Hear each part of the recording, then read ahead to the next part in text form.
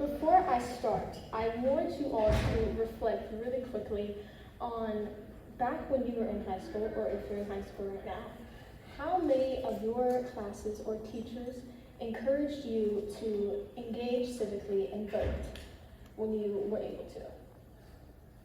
After thinking about that, I want you all to really pay attention to me when I tell you all that as Kentucky high school students in 2025, we only know about government and politics what we hear in classrooms and at home.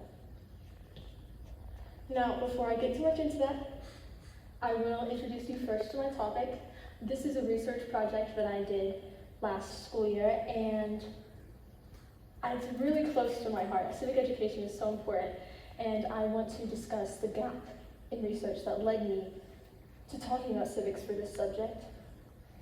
After that, I will go into my methodology and how I carried out surveys and interviews for teachers.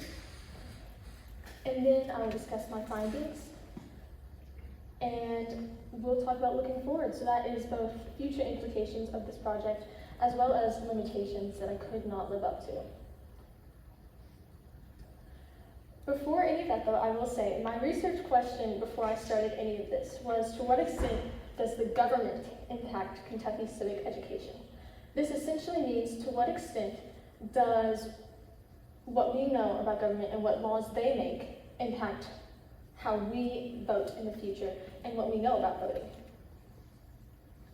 This was inspired by, I would say, two big things, one of which was observing my peers, in which I saw that there was a correlation of sorts between students who knew less about government and heard less from their teachers, and students who didn't feel like they needed to vote or like their vote was important to the future of their country.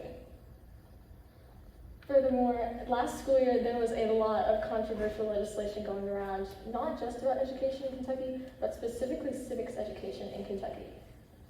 One of which we see to the left here is a lawsuit from the Kentucky Student Voice team against the Kentucky Board of Education for violating the Rose Act, which was a law enacted in the mid to late 80s that basically set up the foundation of Kentucky civic education curriculum, making it fair and unbiased. On the right, we also see a draft for the KRS House Bill 169, which states that if this were passed, any school board election would be a partisan election. This means that the candidates, before they ran, they would have to state their political party in their campaign and make decisions based off that. Because this is such a loaded question, and civics education and education as a whole is so hard to address, I first had to determine if there was a civics education crisis in the first place, or if the jilted news media was just dramatizing a case of disinterested teenagers being disinterested teenagers. In 2020, there was a study done by the Brookings Institute that suggested that 17% of survey respondents felt as though their vote had no potential importance to the outcome of their country. In short, this means that the representative government that they were supposed to vote for and that they are protected by, they felt as though it did not matter, or that it did not care about them at all. My purpose for this study is that I feel it is not acknowledged enough that whatever happens to education, but especially civic education, is going to come around in the long run for the state of America. Students and teachers are the most impacted immediately when laws are made about education. But more than that, one day these students are going to enter society, and what they are taught is okay in schools. That's going to translate to how they act in public. That's going to translate to how they act at work. And I mean, let's face it, that's going to translate to what future politics are like in America. And if they think that only certain people's opinions matter, then only those people's opinions are going to be represented. Methodology. I first started with identifying the gap in my research. I read over 100 sources that talked about civic education and a lack of representation, and something called civic deserts, which suggested that in the rural south of the United States there was no civic education at all.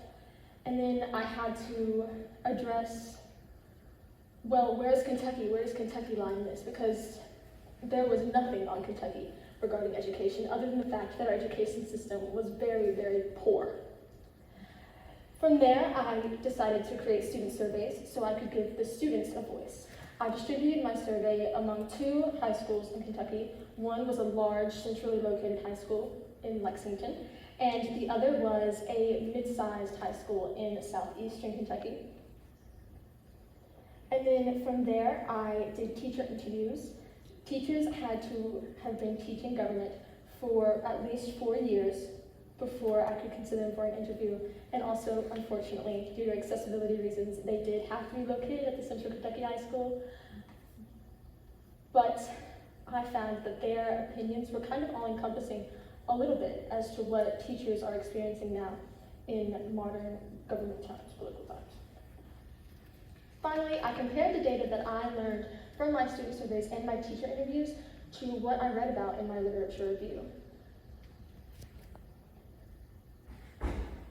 So that would be quantitative, sources. For my student surveys, in the end, I had 220 respondents to my surveys across the 2 high schools. They were 16 to 18-year-olds, most of which were about to start voting, which is why I decided to target that demographic.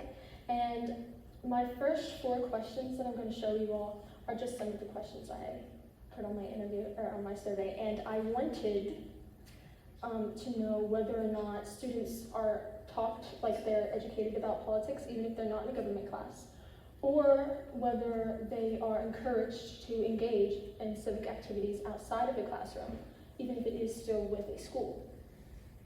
So this first question asks, how many of your classes on average have talked about civics during the school year?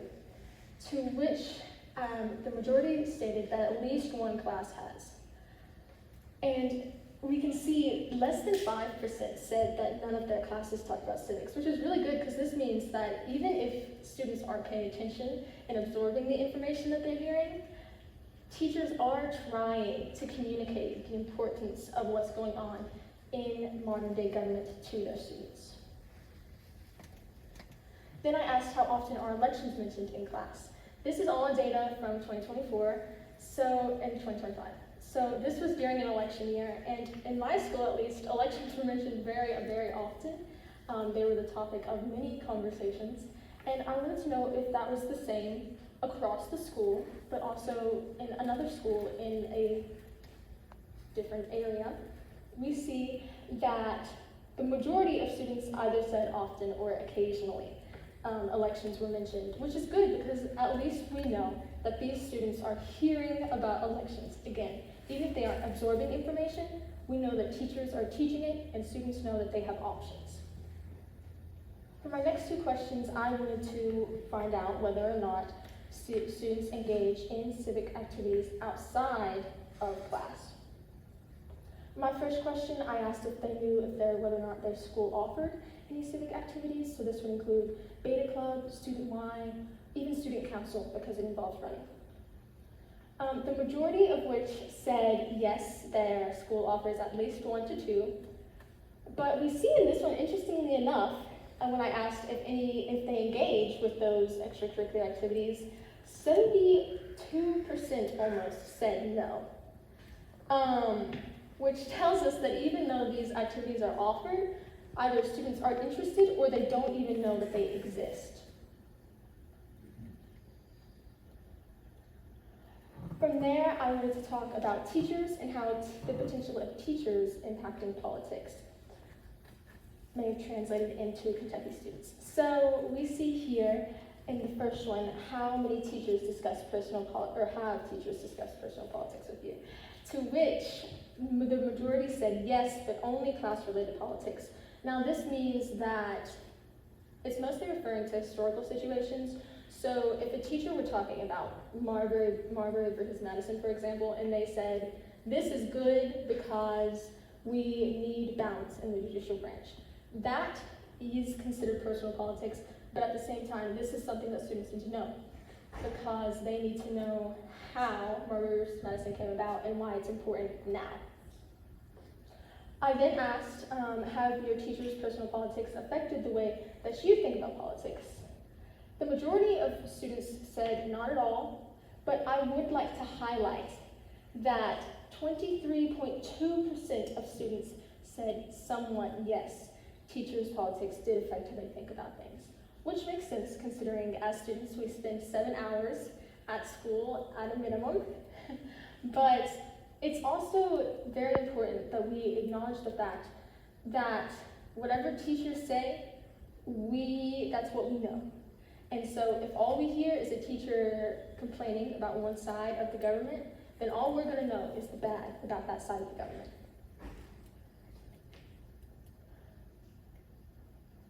Now for the qualitative results. This would be the teacher interviews. Again, they had to teach for 4 years, and unfortunately, I could only interview Central Kentucky teachers. But the first thing I asked was, is government and politics education something that the high school district focuses on? Most teachers said, yes, it is. It's just not the primary focus because politics is such a hard thing to cover. And then I asked a follow-up, do you think that the school board puts enough emphasis on civic education? Again, this was a pretty much resounding yes. Teachers didn't go into too much detail on this one other than they felt like what we need to know about civics, we learn. There's no set curriculum for social studies or government education at all in the United States. So a lot of school boards and school districts kind of just guess when it comes to making these decisions. And they do what they think is best, and usually it translates pretty well. I then asked, would you say that students learn enough about politics and history to reliably follow election campaigns and vote accordingly? Again, teachers said yes, they're pretty confident in what they have to teach. And they think that students will be okay. Students are engaged enough in politics, especially during highly polarized times, such as the one we're currently in, that they think that students are going to be more encouraged to vote, actually, because they are more aware of what's on the line if one person wins versus if another person wins, because the ideas on either side are so different. And then I asked, in your opinion, do you feel as though common curriculum reflects a bias in regards to what changes may be made to the education system, partisanly? I asked this not knowing that there was no set curriculum for civic education in Kentucky or nationwide. I thought that it was Common Core, just like math and English, only to learn that it was in fact not. Also though, most teachers said, no, they don't really think that, but again, they mentioned pendulum swing. So if the pendulum swing was, for example, to the right, and a teacher said, and a parent said that, oh, this isn't good political education because my teacher or my student has to learn this, this, and this, and it's being forced on them, and it's not good. Well, if that parent is a left-wing parent, and they think that whoever is making the civic education curriculum is leaning towards the right, then of course they're going to think that. And vice versa. That's how it translates, and I mean, we don't know who to blame. This is a really good quote that I got from one of my teacher interviews that said, if you were to ask everyone, is there a civic education crisis? Their answer depends on if the person they support won the most recent election. For more questions, I said, during your time teaching government and politics, have you noticed a change in general student behavior? To which many people said that yes, students have become more engaged as time goes on, but it's kind of a cycle. So as soon as American politics return to normal, if they return to normal, they think that students will again kind of ease back into this manner of not caring much about what's happening, or not engaging as much in class and being as vocal about their opinions, because usually civics and politics, they're pretty in the middle. I then asked, are you concerned with student engagement, both in the classroom and outside of it? And many of which said, no, not really. They're pretty confident that their students are going to vote in the future. Furthermore, there was an open-minded environment among students. And when I asked her, do you believe the further polarization of America's government parties and the influence that may have on state policies have impacted government education from your experience? Many teachers also said no. Meaning that the government is not really impacting Kentucky's civic education. Finally, I asked, does your knowledge of government and politics encourage you to vote to students? And students said, the majority of which said yes, they will vote in the future, whether it's in local elections or the presidential election. They will share their vote because they know that it's important and that it matters.